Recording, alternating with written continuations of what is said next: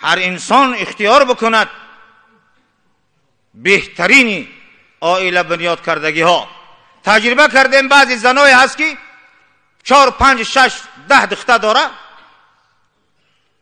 دختراش در کدام عائله که رفته باشن او عائله آباد شده است، یگان بار بعد از رفتن بر نگشتن.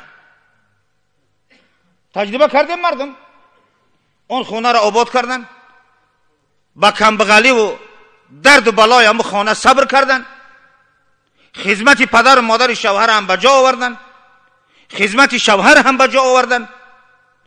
همچنین یک معجزه خدا صاحب فرزند و ریشه‌دار و میوه‌دار شدن و او خونه سوزیده است. همین علامتش همین است که آن را از عائله سالم، از عائله به توفیق، از عائله پاک و پاکیزه بردن اون عروس را. بفهمی را برایم قدر دعاگو هستم که خداوند همه ما و شما را خیرت و دانش بدهد، همه ما و شما را خدا متقی بگرداند که به همدیگر خشتباری کنیم، همیت پاک شویم. در بین ما فاسقه ها نباشند، فریبگری زمانه دخترها را فریب نکند که به سبب یک بدنامی سودای بازارش میبرد، ابدی دیگه او طلبگار نمیابد.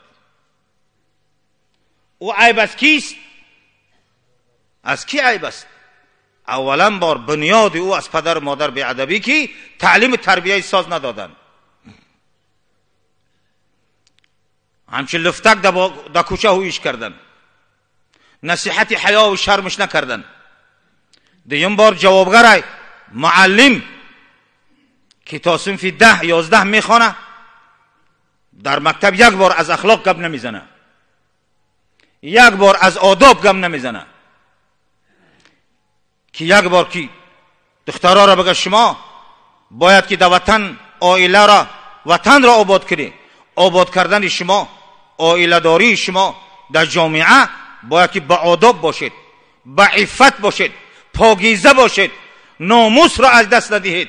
ایرا حتمی باید که از خودی در شکم مادر سر کرده تا حین بلاغت و خانداریش همه معلمین مربیین و پدر و مادر و معلما و استازا و خطیبا همه باید که در نصیحتی نسل نورس و آینده و جامعه باید باشند. میفهمید مردم؟ نباشد ملت هایی که به نصیحت ماندن ببینه در عالم چی شرمندگی هاست، چی بدبختی هاست، حتی همچه حیوان گشتن، حتی نکاح جنس به جنس از فساد شونه دیگه نمیدونن چیکار بکنن. برای چی؟ برای که اینها پیغمبر علیه دادن، پیغمبر داشتن، کتاب خدا فرستاد، ترکوا کتاب الله وراء ظهورهم کانهم لا یعلمون. کتابای خدا فرستادگی را تحقیر کردن، پیغمبراشون به حرمتی کردن، علما را گپشون نگرفتن. امروز اومده در چارچوبه حیرت ماندن، نمیدونن که چی قانون ببراریم، چی کار کنیم، کجا بریم. میفهمی گپا؟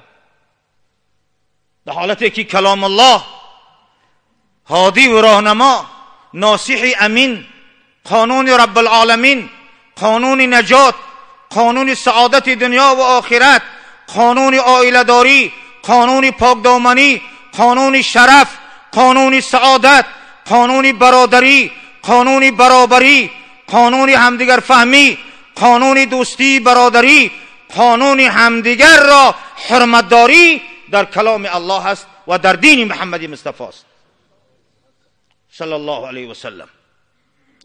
برای ما همه کس دعا کنیم خدا اولا بار به شهار عقل خیرت بدهد، ثانیاً دخترای وطن را بخت سعادت بدهد که گلای وطنن، اینا برای وطن آینده وطنن، اینا برای نسل ملت، اینا همشان در کارن.